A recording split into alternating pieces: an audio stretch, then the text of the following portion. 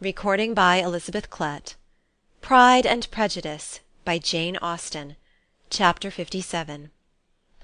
The discomposure of spirits which this extraordinary visit threw Elizabeth into could not be easily overcome, nor could she for many hours learn to think of it less than incessantly. Lady Catherine, it appeared, had actually taken the trouble of this journey from Rosings for the sole purpose of breaking off her supposed engagement with Mr. Darcy. It was a rational scheme, to be sure, but from what the report of their engagement could originate, Elizabeth was at a loss to imagine, till she recollected that his being the intimate friend of Bingley, and her being the sister of Jane, was enough, at a time when the expectation of one wedding made everybody eager for another, to supply the idea.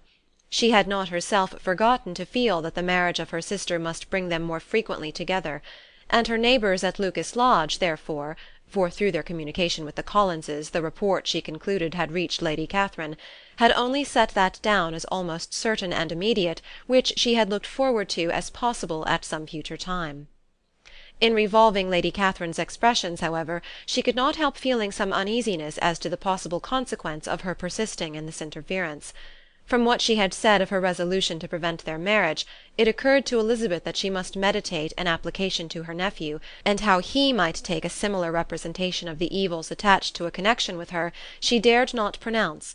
She knew not the exact degree of his affection for his aunt, or his dependence on her judgment, but it was natural to suppose that he thought much higher of her ladyship than she could do, and it was certain that, in enumerating the miseries of a marriage with one, whose immediate connections were so unequal to his own, his aunt would address him on his weakest side. With his notions of dignity, he would probably feel that the arguments, which to Elizabeth had appeared weak and ridiculous, contained much good sense and solid reasoning. If he had been wavering before as to what he should do, which had often seemed likely, the advice and entreaty of so near a relation might settle every doubt, and determine him at once to be as happy as dignity unblemished could make him. In that case he would return no more. Lady Catherine might see him in her way through town, and his engagement to Bingley of coming again to Netherfield must give way. "If, therefore, an excuse for not keeping his promise should come to his friend within a few days," she added, "I shall know how to understand it. I shall then give over every expectation, every wish of his constancy. If he is satisfied with only regretting me, when he might have obtained my affections and hand, I shall soon cease to regret him at all."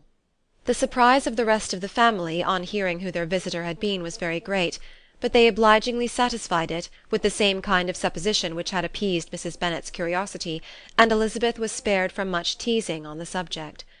The next morning, as she was going downstairs, she was met by her father, who came out of his library with a letter in his hand. "Lizzie," said he, "I was going to look for you. Come into my room." She followed him thither, and her curiosity to know what he had to tell her was heightened by the supposition of its being in some manner connected with the letter he held. It suddenly struck her that it might be from Lady Catherine, and she anticipated with dismay all the consequent explanations. She followed her father to the fireplace, and they both sat down. He then said, "I have received a letter this morning that has astonished me exceedingly. As it principally concerns yourself, you ought to know its contents. I did not know before that I had 2 daughters on the brink of matrimony. Let me congratulate you on a very important conquest." The colour now rushed into Elizabeth's cheeks in the instantaneous conviction of its being a letter from the nephew instead of the aunt, and she was undetermined whether most to be pleased that he explained himself at all, or offended that his letter was not rather addressed to herself, when her father continued, "You look conscious. Young ladies have great penetration in such matters as these, but I think I may defy even your sagacity to discover the name of your admirer. This letter is from Mr. Collins." "From Mr. Collins? And what can he have to say?" "Something very much to the purpose, of course. He begins with congratulations on the approaching nuptials of my eldest daughter, of which, it seems, he has been told by some of the good-natured, gossiping Lucases. I shall not sport with your impatience by reading what he says on that point. What relates to yourself is as follows. Having thus offered you the sincere congratulations of Mrs. Collins and myself on this happy event, let me now add a short hint on the subject of another, of which we have been advertised by the same authority.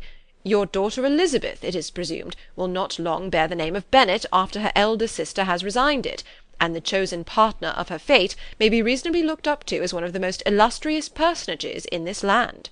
Can you possibly guess, Lizzie, who is meant by this? This young gentleman is blessed in a peculiar way with everything the heart of mortal can most desire, splendid property, noble kindred, and extensive patronage. Yet in spite of all these temptations, let me warn my cousin Elizabeth and yourself of what evils you may incur by a precipitate closure with this gentleman's proposals, which, of course, you'll be inclined to take immediate advantage of. Have you any idea, Lizzie, who this gentleman is? But now it comes out. My motive for cautioning you is as follows. We have reason to imagine that his aunt, Lady Catherine de Bourgh, does not look on the match with a friendly eye. Mr. Darcy, you see, is the man. Now, Lizzie, I think I have surprised you. Could he or the Lucases have pitched on any man within the circle of our acquaintance, whose name would have given the lie more effectually to what they related? Mr. Darcy, who never looks at any woman but to see a blemish, and who probably never looked at you in his life. It is admirable. Elizabeth tried to join in her father's pleasantry, but could only force one most reluctant smile. Never had his wit been directed in a manner so little agreeable to her. Are you not diverted? Oh, yes. Pray read on. After mentioning the likelihood of this marriage to her ladyship last night, she immediately, with her usual condescension, expressed what she felt on the occasion, when it became apparent that on the score of some family objections on the part of my cousin, she would never give her consent to what she termed so disgraceful a match. I thought it my duty to give the speediest intelligence of this to my cousin, that she and her noble admirer may be well aware of what they are about, and not run hastily into a marriage which has not been properly sanctioned. Mr. Collins, moreover, adds, I am truly rejoiced that my cousin Lydia's sad business has been so well hushed up, and am only concerned that their living together before the marriage took place should be so generally known. I must not, however, neglect the duties of my station, or refrain from declaring my amazement at hearing that you received the young couple into your house as soon as they were married. It was an encouragement of vice. Had I been the rector of Longbourn, I should very strenuously have opposed it. You ought certainly to forgive them as a Christian, but never to admit them in your sight, or allow their names to be mentioned in your hearing. That is his notion of Christian forgiveness. The rest of his letter is only about his dear Charlotte's situation, and his expectation of a young olive branch. But, Lizzie, you look as if you did not enjoy it. You are not going to be missish, I hope, and pretend to be affronted at an idle report. For what do we live but to make sport for our neighbours, and laugh at them in our turn? Oh, cried Elizabeth, I am excessively diverted, but it is so strange. Yes, that is what makes it amusing. Had they fixed on any other man, it would have been nothing. But his perfect indifference, and your pointed dislike, make it so delightfully absurd. Much as I abominate writing, I would not give up Mr. Collins' correspondence for any consideration. Nay, when I read a letter of his, I cannot help giving him the preference even over Wickham, much as I value the impudence and hypocrisy of my son-in-law. And pray, Lizzie, what said Lady Catherine about this report? Did she call to refuse her consent? To this question his daughter replied only with a laugh, and as it had been asked without the least suspicion, she was not distressed by his repeating it. Elizabeth had never been more at a loss to make her feelings appear what they were not. It was necessary to laugh when she would rather have cried. Her father had most cruelly mortified her by what he said of Mr. Darcy's indifference, and she could do nothing but wonder at such a want of penetration, or fear that perhaps, instead of his seeing too little, she might have fancied too much. End of chapter 57. Chapter 58. Instead of receiving any such letter of excuse from his friend, as Elizabeth half expected Mr. Bingley to do, he was able to bring Darcy with him to Longbourn before many days had passed after Lady Catherine's visit. The gentleman arrived early, and before Mrs. Bennet had time to tell him of their having seen his aunt, of which her daughter sat in momentary dread, Bingley, who wanted to be alone with Jane, proposed their all walking out. It was agreed to. Mrs. Bennet was not in the habit of walking, Mary could never spare time, but the remaining 5 set off together. Bingley and Jane, however, soon allowed the others to outstrip them. They lagged behind, while Elizabeth, Kitty, and Darcy were to entertain each other. Very little was said by either. Kitty was too much afraid of him to talk, Elizabeth was secretly forming a desperate resolution, and perhaps he might be doing the same. They walked towards the Lucases because Kitty wished to call upon Maria, and as Elizabeth saw no occasion for making it a general concern, when Kitty left them she went boldly on with him alone. Now was the moment for her resolution to be executed, and while her courage was high, she immediately said, "Mr. Darcy, I am a very selfish creature, and for the sake of giving relief to my own feelings, care not how much I may be wounding yours. I can no longer help thanking you for your unexampled kindness to my poor sister. Ever since I have known it, I have been most anxious to acknowledge to you how gratefully I feel it. Were it known to the rest of my family, I should not have merely my own gratitude to express." "I am sorry, exceedingly sorry," replied Darcy in a tone of surprise and emotion, "that you have ever been informed of what may, in a mistaken light, have given you uneasiness. I did not think Mrs. Gardiner was so little to be trusted." "You must not blame my aunt. Lydia's thoughtlessness first betrayed to me that you had been concerned in the matter, and of course I could not rest till I knew the particulars. Let me thank you again and again, in the name of all my family, for that generous compassion which induced you to take so much trouble, and bear so many mortifications for the sake of discovering them." "If you will thank me," he replied, "let it be for yourself alone. That the wish of giving happiness to you might add force to the other inducements which led me on, I shall not attempt to deny. But your family owe me nothing. Much as I respect them, I believe I thought only of you." Elizabeth was too much embarrassed to say a word. After a short pause, her companion added, "You are too generous to trifle with me. If your feelings are still what they were last April, tell me so at once. My affections and wishes are unchanged, but one word from you will silence me on this subject for ever." Elizabeth, feeling all the more than common awkwardness and anxiety of his situation, now forced herself to speak, and immediately, though not very fluently, gave him to understand that her sentiments had undergone so material a change, since the period to which he alluded, as to make her receive with gratitude and pleasure his present assurances. The happiness which this reply produced was such as he had probably never felt before, and he expressed himself on the occasion as sensibly and as warmly as a man violently in love can be supposed to do. Had Elizabeth been able to encounter his eye, she might have seen how well the expression of heartfelt delight diffused over his face became him. But though she could not look, she could listen, and he told her of feelings which, in proving of what importance she was to him, made his affection every moment more valuable. They walked on, without knowing in what direction. There was too much to be thought and felt and said for attention to any other objects. She soon learnt that they were indebted for their present good understanding to the efforts of his aunt, who did call on him in her return through London, and there relate her journey to Longbourn, its motive, and the substance of her conversation with Elizabeth, dwelling emphatically on every expression of the latter which, in her ladyship's apprehension, particularly denoted her perverseness and assurance, in the belief that such a relation must assist her endeavours to obtain that promise from her nephew which she had refused to give. But, unluckily for her ladyship, its effect had been exactly contrariwise. "It taught me to hope," said he, "as I had scarcely ever allowed myself to hope before. I knew enough of your disposition to be certain that, had you been absolutely, irrevocably decided against me, you would have acknowledged it to Lady Catherine, frankly and openly." Elizabeth coloured and laughed as she replied, "Yes, you know enough of my frankness to believe me capable of that. After abusing you so abominably to your face, I could have no scruple in abusing you to all your relations." "What did you say of me that I did not deserve? For though your accusations were ill-founded, formed on mistaken premises, my behaviour to you at the time had merited the severest reproof. It was unpardonable. I cannot think of it without abhorrence."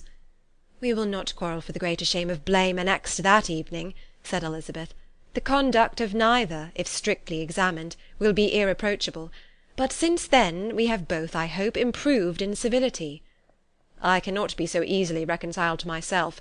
The recollection of what I then said, of my conduct, my manners, my expressions during the whole of it, is now, and has been many months, inexpressibly painful to me. Your reproof, so well applied, I shall never forget. Had you behaved in a more gentlemanlike manner. Those were your words.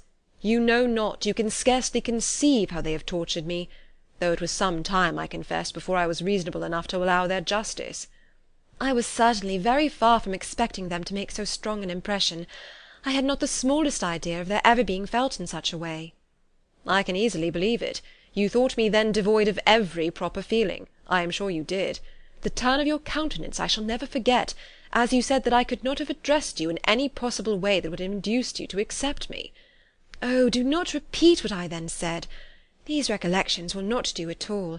I assure you that I have long been most heartily ashamed of it." Darcy mentioned his letter. "Did it," said he, Did it soon make you think better of me? Did you, on reading it, give any credit to its contents?" She explained what its effect on her had been, and how gradually all her former prejudices had been removed. "I knew," said he, "that what I wrote must give you pain, but it was necessary. I hope you have destroyed the letter. There was one part especially, the opening of it, which I should dread your having the power of reading again. I can remember some expressions which might justly make you hate me." "The letter shall certainly be burnt, if you believe it essential to the preservation of my regard. But though we have both reason to think my opinions not entirely unalterable, they are not, I hope, quite so easily changed as that implies." "When I wrote that letter," replied Darcy, "I believed myself perfectly calm and cool, but I am since convinced that it was written in a dreadful bitterness of spirit." "The letter perhaps began in bitterness, but it did not end so. The adieu is charity itself. But think no more of the letter. The feelings of the person who wrote, and the person who received it, are now so widely different from what they then were, that every unpleasant circumstance attending it ought to be forgotten. You must learn some of my philosophy. Think only of the past, as its remembrance gives you pleasure." "I cannot give you credit for any philosophy of the kind. Your retrospections must be so totally void of reproach, that the contentment arising from them is not of philosophy, but, what is much better, of innocence. But with me it is not so. Painful recollections will intrude which cannot, which ought not, to be repelled. I have been a selfish being all my life, in practice, though not in principle. As a child I was taught what was right, but I was not taught to correct my temper. I was given good principles, but left to follow them in pride and conceit. Unfortunately an only son, for many years an only child, I was spoilt by my parents, who, though good themselves, my father particularly, all that was benevolent and amiable, allowed, encouraged, almost taught me to be selfish and overbearing, to care for none beyond my own family circle, to think meanly of all the rest of the world, to wish at least to think meanly of their sense and worth compared with my own. Such I was from 8 to 28, and such I might still have been but for you, dearest, loveliest Elizabeth. What do I not owe you? You taught me a lesson, hard indeed at first, but most advantageous. By you I was properly humbled. I came to you without a doubt of my reception. You showed me how insufficient were all my pretensions to please a woman worthy of being pleased." "Had you then persuaded yourself that I should?" "Indeed I had. What will you think of my vanity? I believed you to be wishing, expecting my addresses." "My manners must have been in fault, but not intentionally, I assure you. I never meant to deceive you, but my spirits might often lead me wrong. How you must have hated me after that evening!" "Hate you? I was angry, perhaps, at first, but my anger soon began to take a proper direction." "I was almost afraid of asking what you thought of me, when we met at Pemberley. You blamed me for coming?" "No, indeed. I felt nothing but surprise." "Your surprise could not be greater than mine in being noticed by you. My conscience told me that I deserved no extraordinary politeness, and I confess that I did not expect to receive more than my due." "My object, then," replied Darcy, "was to show you, by every civility in my power, that I was not so mean as to resent the past, and I hoped to obtain your forgiveness, to lessen your ill opinion, by letting you see that your reproofs had been attended to. How soon any other wishes introduced themselves I can hardly tell, but I believe in about half an hour after I had seen you." He then told her of Georgiana's delight in her acquaintance, and of her disappointment at its sudden interruption, which naturally leading to the cause of that interruption, she soon learnt that his resolution of following her from Derbyshire in quest of her sister had been formed before he quitted the inn, and that his gravity and thoughtfulness there had arisen from no other struggles than what such a purpose must comprehend. She expressed her gratitude again, but it was too painful a subject to each to be dwelt on further. After walking several miles in a leisurely manner, and too busy to know anything about it, they found at last, on examining their watches, that it was time to be at home. What could become of Mr. Bingley and Jane? Was a wonder which introduced the discussion of their affairs. Darcy was delighted with their engagement. His friend had given him the earliest information of it. "I must ask whether you were surprised," said Elizabeth. "Not at all. When I went away I felt that it would soon happen." "That is to say, you had given your permission. I guessed as much." And though he exclaimed at the term, she found that it had been pretty much the case. "On the evening before my going to London," said he, "I made a confession to him, which I believe I ought to have made long ago. I told him of all that had occurred to make my former interference in his affairs absurd and impertinent. His surprise was great. He had never had the slightest suspicion. I told him, moreover, that I believed myself mistaken in supposing, as I had done, that your sister was indifferent to him, and as I could easily perceive that his attachment to her was unabated, I felt no doubt of their happiness together. Elizabeth could not help smiling at his easy manner of directing his friend. "Did you speak from your own observation," said she, "when you told him that my sister loved him, or merely from my information last spring?" "From the former. I had narrowly observed her during the 2 visits which I had lately made here, and I was convinced of her affection." "And your assurance of it, I suppose, carried immediate conviction to him?" "It did. Bingley is most unaffectedly modest. His diffidence had prevented his depending on his own judgment in so anxious a case, but his reliance on mine made everything easy. I was obliged to confess one thing, which for a time, and not unjustly, offended him. I could not allow myself to conceal that your sister had been in town 3 months last winter, that I had known it, and purposely kept it from him. He was angry. But his anger, I am persuaded, lasted no longer than he remained in any doubt of your sister's sentiments. He has heartily forgiven me now." Elizabeth longed to observe that Mr. Bingley had been a most delightful friend, so easily guided that his worth was invaluable, but she checked herself. She remembered that he had yet to learn to be laughed at, and it was rather too early to begin. In anticipating the happiness of Bingley, which of course was to be inferior only to his own, he continued the conversation till they reached the house. In the hall they parted. Chapter 59. "My dear Lizzy, where can you have been walking to?" was a question which Elizabeth received from Jane as soon as she entered their room, and from all the others when they sat down to table. She had only to say in reply that they had wandered about, till she was beyond her own knowledge. She coloured as she spoke, but neither that nor anything else awakened a suspicion of the truth. The evening passed quietly, unmarked by anything extraordinary. The acknowledged lovers talked and laughed, the unacknowledged were silent.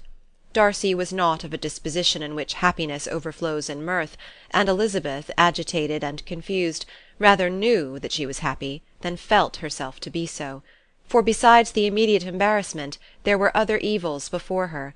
She anticipated what would be felt in the family when her situation became known. She was aware that no one liked him but Jane, and even feared that with the others it was a dislike which not all his fortune and consequence might do away. At night she opened her heart to Jane. Though suspicion was very far from Miss Bennet's general habits, she was absolutely incredulous here. "You are joking, Lizzy. This cannot be. Engaged to Mr. Darcy! No, no, you shall not deceive me. I know it to be impossible." "This is a wretched beginning indeed. My sole dependence was on you, and I am sure nobody else will believe me if you do not. Yet indeed I am in earnest. I speak nothing but the truth. He still loves me, and we are engaged." Jane looked at her doubtingly. "Oh, Lizzy, it cannot be. I know how much you dislike him." "You know nothing of the matter. That is all to be forgot. Perhaps I did not always love him so well as I do now. But in such cases as these a good memory is unpardonable. This is the last time I shall ever remember it myself." Miss Bennet still looked all amazement. Elizabeth again and more seriously assured her of its truth. "Good heaven! Can it really be so? Yet now I must believe you," cried Jane. "My dear, dear Lizzy, I do congratulate you. But are you certain? Forgive the question. Are you quite certain that you can be happy with him?" "There can be no doubt of that. It is settled between us already that we are to be the happiest couple in the world. But are you pleased, Jane? Shall you like to have such a brother?" "Very, very much. Nothing could give either Bingley or myself more delight.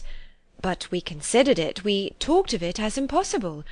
And do you really love him quite well enough? Oh, Lizzy, do anything rather than marry without affection. Are you quite sure that you feel what you ought to do?"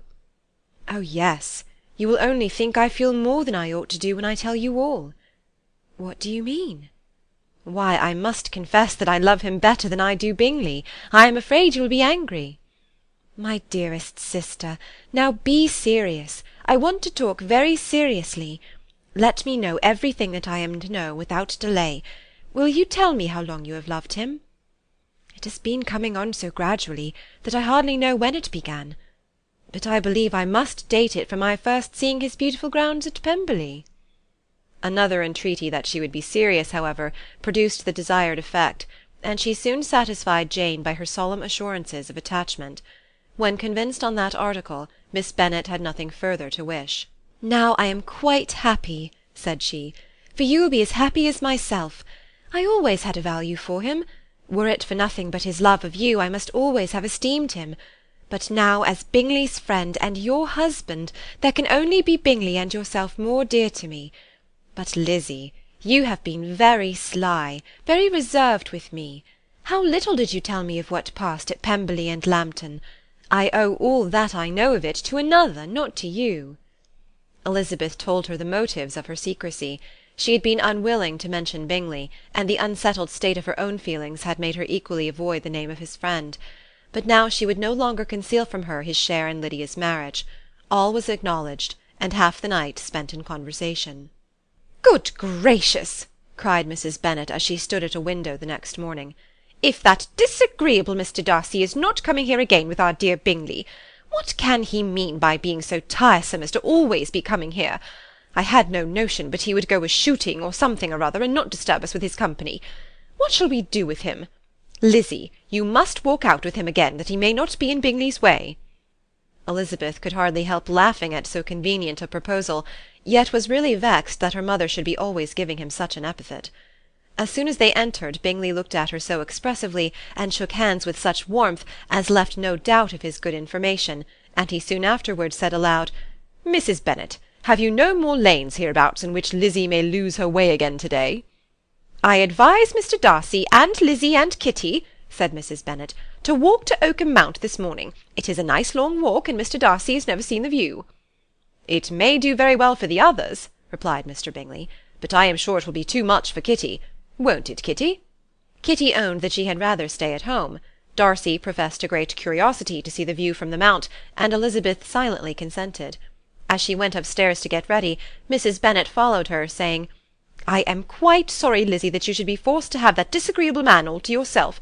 But I hope you will not mind it. It is all for Jane's sake, you know, and there is no occasion for talking to him, except just now and then, so do not put yourself to inconvenience."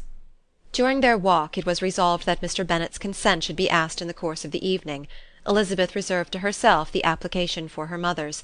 She could not determine how her mother would take it, sometimes doubting whether all his wealth and grandeur would be enough to overcome her abhorrence of the man.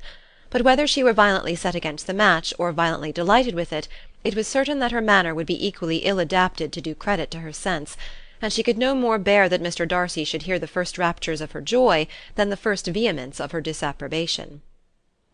In the evening, soon after Mr. Bennet withdrew to the library, she saw Mr. Darcy rise also and follow him, and her agitation on seeing it was extreme.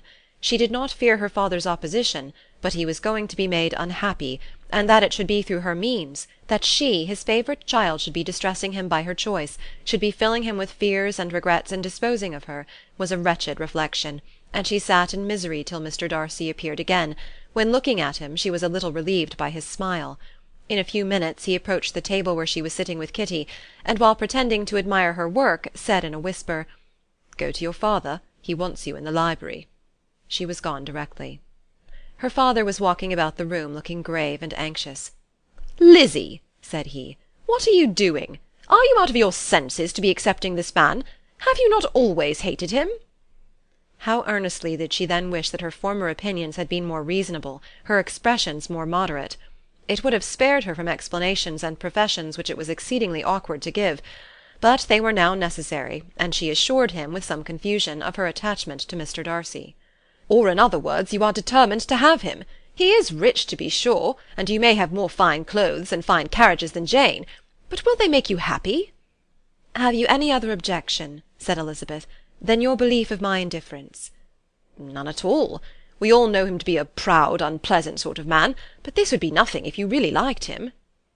I do like him," she replied with tears in her eyes. "I love him. Indeed, he has no improper pride. He is perfectly amiable. You do not know what he really is. Then pray do not pain me by speaking of him in such terms." "Lizzy," said her father, "I have given him my consent. He is the kind of man indeed to whom I should never dare refuse anything which he condescended to ask. I now give it to you, if you are resolved on having him. But let me advise you to think better of it. I know your disposition, Lizzy. I know that you could be neither happy nor respectable unless you truly esteemed your husband, unless you looked up to him as a superior. Your lively talents would place you in the greatest danger in an unequal marriage. You could scarcely escape discredit and misery. My child, let me not have the grief of seeing you unable to respect your partner in life. You know not what you are about." Elizabeth, still more affected, was earnest and solemn in her reply, and at length, by repeated assurances that Mr. Darcy was really the object of her choice, by explaining the gradual change which her estimation of him had undergone, relating her absolute certainty that his affection was not the work of a day, but had stood the test of many months' suspense, and enumerating with energy all his good qualities, she did conquer her father's incredulity, and reconcile him to the match. "Well, my dear," said he, when she ceased speaking, "I have no more to say. If this be the case, he deserves you. I could not have parted with you, my Lizzy, to any one less worthy." To complete the favourable impression, she then told him what Mr. Darcy had voluntarily done for Lydia. He heard her with astonishment. "This is an evening of wonders indeed. And so Darcy did everything, made up the match, gave the money, paid the fellow's debts, and got him his commission. So much the better. It will save me a world of trouble and economy. Had it been your uncle's doing, I must and would have paid him. But these violent young lovers carry everything their own way. I shall offer to pay him to-morrow. He will rant and storm about his love for you, and there will be an end of the matter." He then recollected her embarrassment a few days before, on his reading Mr. Collins's letter, and after laughing at her some time, allowed her at last to go, saying as she quitted the room, "If any young men come for Mary or Kitty, send them in, for I am quite at leisure." Elizabeth's mind was now relieved from a very heavy weight, and after half an hour's quiet reflection in her own room, she was able to join the others with tolerable composure. Everything was too recent for gaiety, but the evening passed tranquilly away. There was no longer anything material to be dreaded, and the comfort of ease and familiarity would come in time. When her mother went up to her dressing-room at night, she followed her, and made the important communication. Its effect was most extraordinary, for on first hearing it, Mrs. Bennet sat quite still, and unable to utter a syllable. Nor was it under many, many minutes that she could comprehend what she heard, though not in general backward to credit what was for the advantage of her family, or that came in the shape of a lover to any of them. She began at length to recover, to fidget about in her chair, get up, sit down again, wonder and bless herself. "Good gracious! Lord bless me! Only think! Dear me! Mr. Darcy! Who would have thought it? And is it really true? Oh, my sweetest Lizzy, how rich and how great you will be! What pin-money, what jewels, what carriages you will have! James is nothing to it, nothing at all. Ah, I am so pleased, so happy! Such a charming man, so handsome, so tall! Oh, my dear Lizzy, pray apologize for my having disliked him so much before. I hope you will overlook it. Dear, dear Lizzy! A house in town, everything that is charming! 3 daughters married, 10,000 a year! Oh, Lord, what will become of me? I shall go distracted." This was enough to prove that her approbation need not be doubted, and Elizabeth, rejoicing that such an effusion was heard only by herself, soon went away. But before she had been 3 minutes in her own room, her mother followed her. "My dearest child," she cried, "I can think of nothing else. 10,000 a year, and very likely more. 'Tis as good as a lord. And a special licence. You must and shall be married by a special licence. But, my dearest love, tell me what dish Mr. Darcy is particularly fond of, that I may have it to-morrow." This was a sad omen of what her mother's behaviour to the gentleman himself might be, and Elizabeth found that, though in the certain possession of his warmest affection, and secure of her relations' consent, there was still something to be wished for. But the morrow passed off much better than she expected, for Mrs. Bennet luckily stood in such awe of her intended son-in-law that she ventured not to speak to him unless it was in her power to offer him any attention or mark her deference for his opinion. Elizabeth had the satisfaction of seeing her father taking pains to get acquainted with him, and Mr. Bennet soon assured her that he was rising every hour in his esteem. "I admire all my 3 sons-in-law highly," said he. "Wickham, perhaps, is my favourite, but I think I shall like your husband quite as well as Jane's." End of chapter 59. Chapter 60 Elizabeth's spirits soon rising to playfulness again, she wanted Mr. Darcy to account for his having ever fallen in love with her. "How could you begin?" said she. "I can comprehend your going on charmingly when once you had made a beginning, but what could set you off in the first place?" "I cannot fix on the hour, or the spot, or the look, or the words which laid the foundation. It is too long ago. I was in the middle before I knew that I had begun."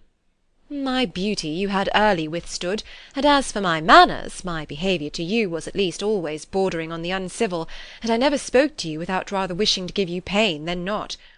Now be sincere. Did you admire me for my impertinence?" "For the liveliness of your mind, I did." "You may as well call it impertinence at once. It was very little less. The fact is that you were sick of civility, of deference, of officious attention. You were disgusted with the women who were always speaking and looking and thinking for your approbation alone. I roused and interested you because I was so unlike them. Had you not been really amiable, you would have hated me for it, but in spite of the pains you took to disguise yourself, your feelings were always noble and just, and in your heart you thoroughly despised the persons who so assiduously courted you. There, I have saved you the trouble of accounting for it, and really, all things considered, I begin to think it perfectly reasonable. To be sure, you knew no actual good of me, but nobody thinks of that when they fall in love." "Was there no good in your affectionate behaviour to Jane while she was ill at Netherfield?" "Dearest Jane! Who could have done less for her? But make a virtue of it by all means. My good qualities are under your protection, and you are to exaggerate them as much as possible. And in return it belongs to me to find occasions for teasing and quarrelling with you as often as may be. And I shall begin directly by asking you what made you so unwilling to come to the point at last. What made you so shy of me when you first called, and afterwards dined here? Why, especially when you called, did you look as if you did not care about me?" "Because you were grave and silent, and gave me no encouragement." "But I was embarrassed." "And so was I." "You might have talked to me more when you came to dinner." "A man who had felt less might." "How unlucky that you should have a reasonable answer to give, and that I should be so reasonable as to admit it. But I wonder how long you would have gone on, if you had been left to yourself. I wonder when you would have spoken if I had not asked you. My resolution of thanking you for your kindness to Lydia had certainly great effect. Too much, I am afraid, for what becomes of the moral if our comfort springs from a breach of promise? For I ought not to have mentioned the subject. This will never do." "You need not distress yourself. The moral will be perfectly fair. Lady Catherine's unjustifiable endeavours to separate us were the means of removing all my doubts. I am not indebted for my present happiness to your eager desire of expressing your gratitude. I was not in a humour to wait for any opening of yours. My aunt's intelligence had given me hope, and I was determined at once to know everything." "Lady Catherine has been of infinite use, which ought to make her happy, for she loves to be of use. But tell me, what did you come down to Netherfield for? Was it merely to ride to Longbourn and be embarrassed, or had you intended any more serious consequence?" "My real purpose was to see you, and to judge, if I could, whether I might ever hope to make you love me.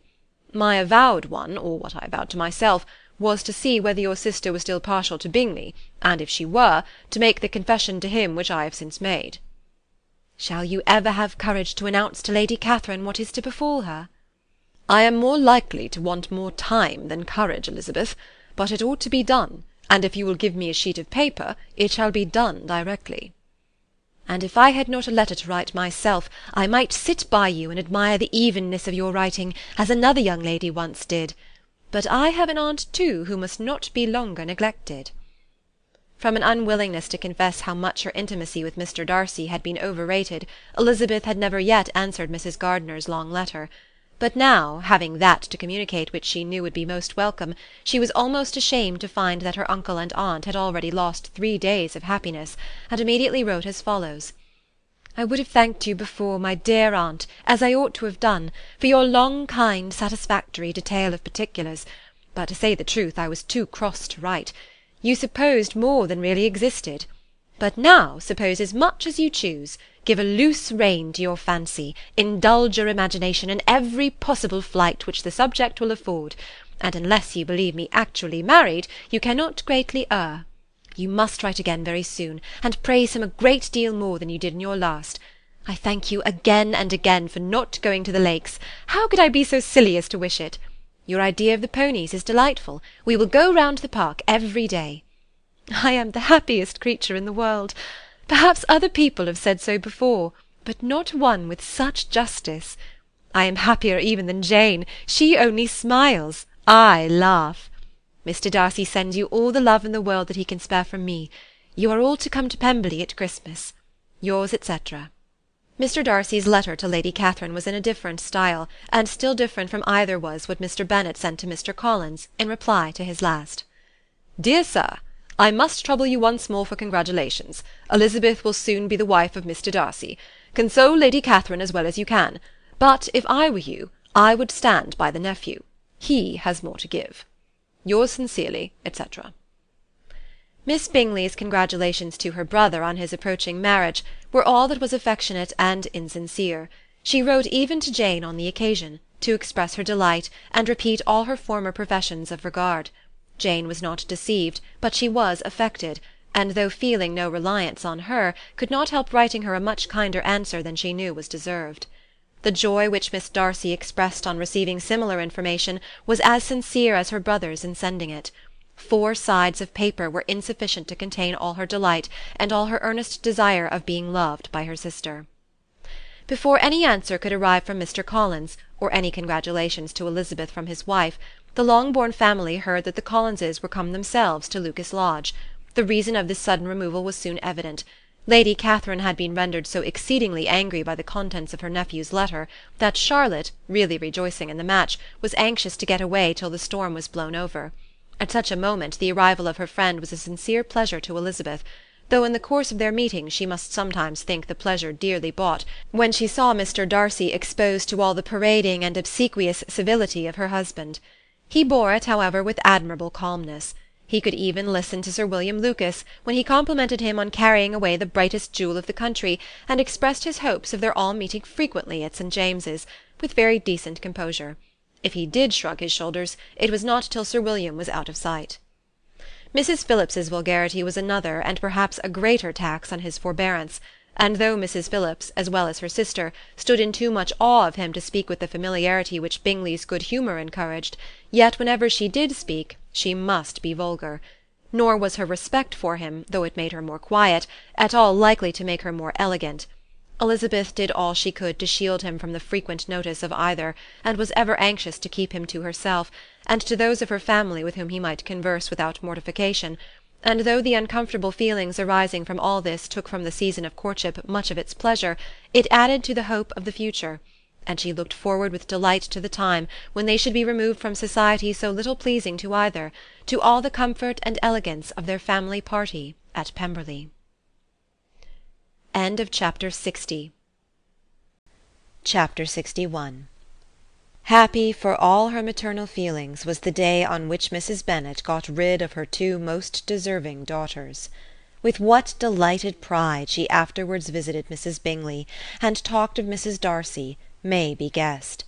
I wish I could say, for the sake of her family, that the accomplishment of her earnest desire in the establishment of so many of her children produced so happy an effect as to make her a sensible, amiable, well-informed woman for the rest of her life, though perhaps it was lucky for her husband, who might not have relished domestic felicity in so unusual a form, that she was still occasionally nervous and invariably silly.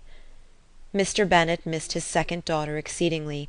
His affection for her drew him oftener from home than anything else could do. He delighted in going to Pemberley, especially when he was least expected. Mr. Bingley and Jane remained at Netherfield only a 12-month. So near a vicinity to her mother and Meryton relations was not desirable even to his easy temper or her affectionate heart. The darling wish of his sisters was then gratified. He bought an estate in a neighbouring county to Derbyshire, and Jane and Elizabeth, in addition to every other source of happiness, were within 30 miles of each other. Kitty, to her very material advantage, spent the chief of her time with her 2 elder sisters. In society so superior to what she had generally known, her improvement was great.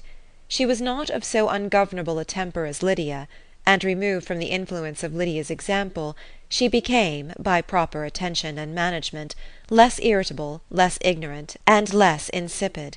From the further disadvantage of Lydia's society she was of course carefully kept, and though Mrs. Wickham frequently invited her to come and stay with her, with the promise of balls and young men, her father would never consent to her going. Mary was the only daughter who remained at home, and she was necessarily drawn from the pursuit of accomplishments by Mrs. Bennet's being quite unable to sit alone. Mary was obliged to mix more with the world, but she could still moralize over every morning visit, and as she was no longer mortified by comparisons between her sister's beauty and her own, it was suspected by her father that she submitted to the change without much reluctance. As for Wickham and Lydia, their characters suffered no revolution from the marriage of her sisters. He bore with philosophy the conviction that Elizabeth must now become acquainted with whatever of his ingratitude and falsehood had before been unknown to her, and in spite of everything was not wholly without hope that Darcy might yet be prevailed on to make his fortune. The congratulatory letter which Elizabeth received from Lydia on her marriage explained to her that, by his wife at least, if not by himself, such a hope was cherished.